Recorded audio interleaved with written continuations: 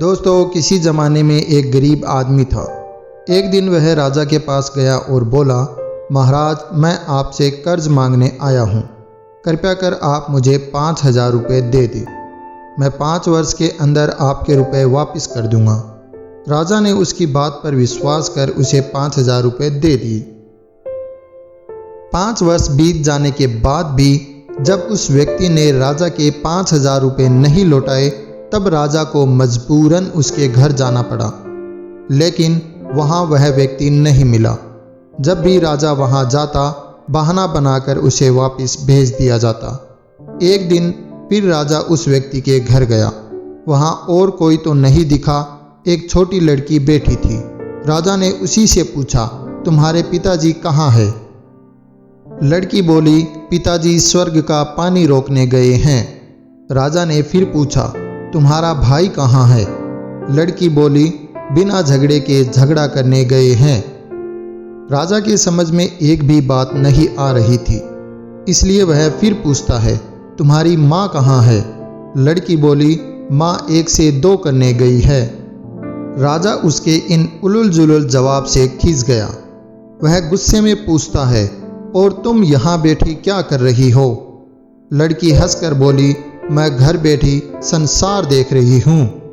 राजा समझ गया कि लड़की उसकी किसी भी बात का सीधा जवाब नहीं देगी, इसलिए उसे अब इससे इन बातों का मतलब जानने के लिए प्यार से बतियाना पड़ेगा।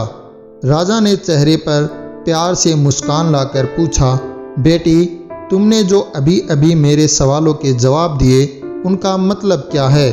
मैं तुम्हारी एक भी बात का मतलब नहीं समझ सका। तुम मुझे सीधे सीधे इनका मतलब समझाओ। लड़की ने भी मुस्कुरा कर पूछा, अगर मैं सभी बातों का मतलब समझा दूं तो आप मुझे क्या दोगे? राजा के मन में सारी बातों को जानने की तीव्र उत्सुकता थी। वह बोला, जो मांगोगी वही दूंगा। तब लड़की बोली, आप मेरे पिताजी का सारा कर्ज माफ कर देंगे तो मैं आपको सारी बातों का अर्थ बता दूंगी। राजा ने कहा, ठीक है, मैं तुम्हारे पिताजी का सारा कर्ज माफ कर दूंगा। अब तो सारी बातों का अर्थ समझा दो।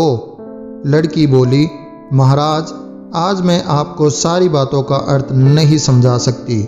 कृपा करके आप कल आएं। कल मैं जरूर बता दूंगी। राजा अगले दिन फिर उस व्यक्ति के घर गया। आज वहाँ सभी लोग मौजूद थे।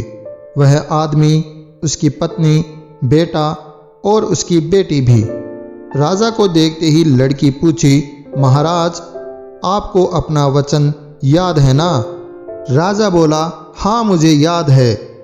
तुम अगर सारी बातों का अर्थ बता दो तो मैं तुम्हारे पिताजी का सारा कर्ज माफ कर दूंगा।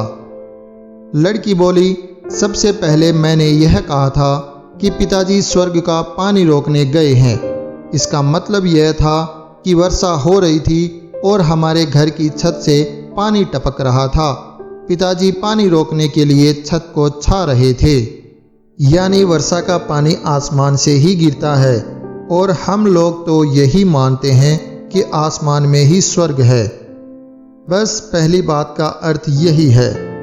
दूसरी बात मैंने कही थी कि भैया बिना झगड़े के झगड़ा करने गए हैं। इसका मतलब था कि वे रेंगनी के कांटे को काटने गए थे। अगर कोई भी रेंगनी के कांटे को काटेगा तो उसके शरीर में जहाँ तहाँ कांटा तो चुभ ही जाएगा।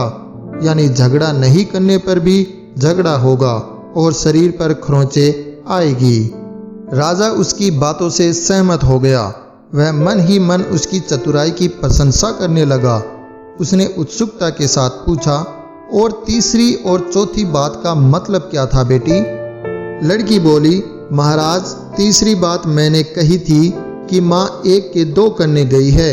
इसका मतलब था कि माँ अरहर दाल को पीसने यानी उसे 1 का 2 करने गई है। अगर साबुत दाल को पीसा जाए तो 1 दाना का 2 भाग हो जाता है, यानी यही था 1 का 2 करना।